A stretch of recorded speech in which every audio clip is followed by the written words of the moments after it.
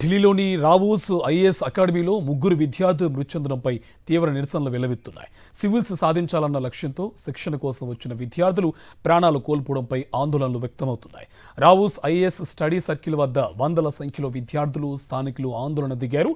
ఈ ఘటనలో నిర్లక్ష్యంగా వ్యవహరించిన కోచింగ్ సెంటర్ నిర్వాహకులు, అధికారులపై కఠిన చర్యలు తీసుకోవాలని డిమాండ్ చేస్తున్నారు.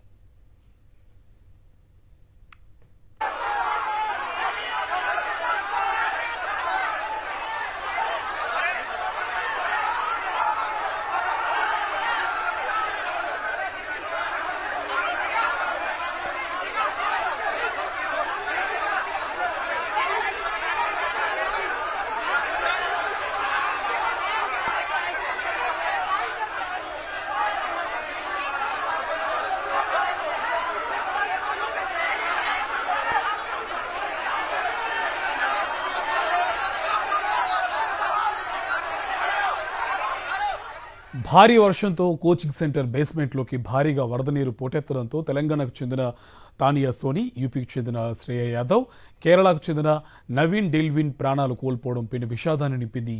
కోచింగ్ సెంటర్లో ముగ్గురు సివిల్స్ అభ్యర్థుల మృతి ఘటనపై ఎఫ్ఐఆర్ నమోదు చేశారు ఢిల్లీ పోలీసులు. కోచింగ్ సెంటర్ యజమాని అభిషేక్ గుప్తా, కోఆర్డినేటర్ దేశ్పాల్ సింగ్ను అరెస్ట్ చేశారు.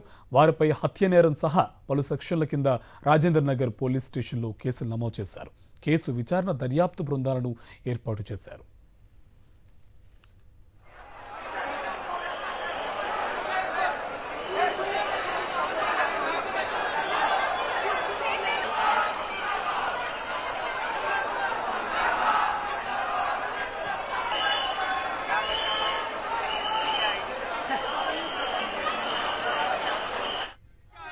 डिमांड में है कि एफसीडी का जो कमिश्नर है उनको इस्तीफा दो, रिजाइन करो, इस्तीफा नहीं रिजाइन करवा दो।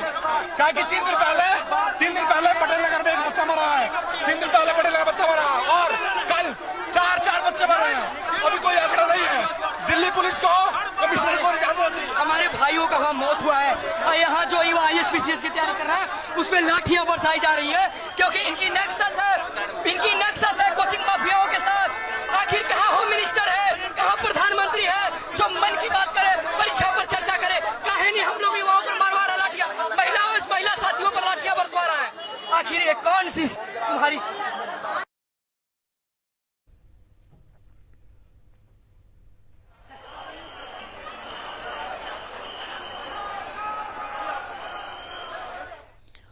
ఢిల్లీ సివిల్స్ కోచింగ్ సెంటర్లో ఘటనపై తెలంగాణ భవన్ రెసిడెంట్ కమిషనర్ గౌతమ్ ఉప్పల్తో సీఎం రేవంత్ రెడ్డి మాట్లాడారు. ఘటన వివరాలు తెలుసుకున్నారు. మృతి చెందిన తానియా సోని బీహార్ రాష్ట్రానికి చెందిన యువతని తెలిపారు. అయితే ఆమె తండ్రి విజయ్ కుమార్ సింగరేణి సంస్థలో సీనియర్ మేనేజర్గా మంచిర్యాలలో పనిచేస్తున్నారని చెప్పారు. విజయ్ కుమార్ కుటుంబానికి రాష్ట్ర ప్రభుత్వం తరపున అవసరమైన సహాయ సహకారాలు అందించాలని రెసిడెంట్ కమిషనర్ను ఆదేశించారు CM Revanth Reddy.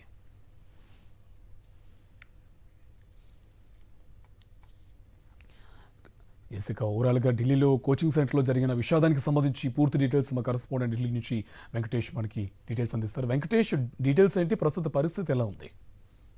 Rao's civils coaching centre లో జరిగిన ప్రమాద ఘటన పైన విద్యార్థులు తీవ్ర ఆగ్రహం వ్యక్తం చేస్తున్నారు.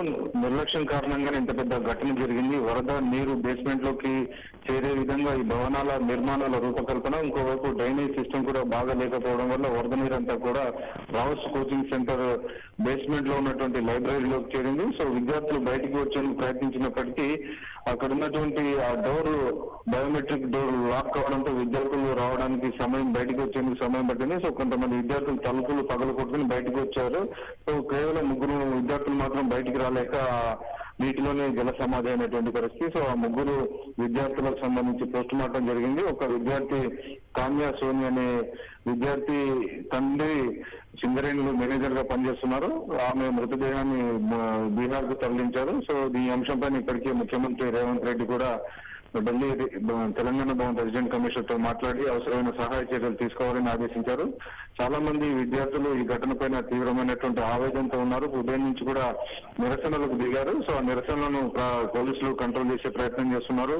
వారిని అరెస్ట్ చేసి పోలీస్ స్టేషన్ తరలిస్తున్నటువంటి పరిస్థితి. ఇప్పటికే రావుస్ స్టడీ సర్కిల్ సంబంధించినటువంటి నిర్వాహకులను కూడా ఇప్పటికే పోలీసులు అరెస్ట్ చేసినటువంటి పరిస్థితి. ప్రధానంగా నిర్లక్ష్యం కారణంగానే ఈ ఘటన జరిగింది. వరద నీరు బేస్మెంట్ లోకి చేరుతున్నటువంటి సమయంలోనే దాన్ని నిరోధించే ప్రయత్నం కానీ ఆ విద్యార్థులను బయటకు తీసుకొచ్చేటువంటి ప్రయత్నం చేయడంలో పూర్తిగా కోచింగ్ సెంటర్ నిర్వాహకులు విఫలమైన కారణంగా ఈ ఘటన జరిగి 3 విద్యార్థులు ప్రాణాలు కోల్పోవాల్సినటువంటి విషాద పరిస్థితి నెలకొంది. Right, thank you Venkatesh.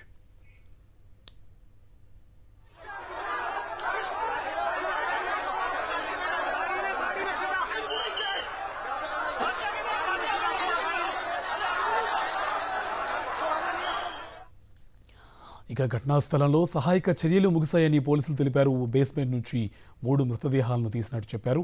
ఈ భవనం ఆ బేస్మెంట్ గురించి నివేదిక అందించాలని అగ్నిమాపక శాఖను కోరారు. స్టోర్ రూమ్ను లైబ్రరీగా ఉపయోగిస్తున్నట్టు గుర్తించామని తెలిపారు. శనివారం సాయంత్రం భారీ వర్షాలతో వరద సంభవించిన సమయంలో 18 మందికి పైగా విద్యార్థులు అందులో ఉన్నారని పోలీస్ ఉన్నతాధికారులు తెలిపారు. బేస్మెంట్ గేట్ మూసివేసి ఉన్నప్పటికీ వరద నీటి ఉధృతి ఎక్కువగా ఉండడంతో నీరు లోపలికి ప్రవేశించినట్టు పేర్కొంటున్నారు. ఈ ఘటనలో అసలు ఏం జరిగిందో తెలుసుకునేందుకు ఆ ప్రాంతంలోని సీసీటీవీ ఫుటేజ్ను పరిశీలిస్తున్నట్టు పోలీసులు తెలిపారు. ఘటనా సమయంలో ఇన్స్టిట్యూట్కు సమీపంలో ఉన్న వ్యక్తులను గుర్తించి వారి స్టేట్మెంట్లను రికార్డు చేస్తామన్నారు.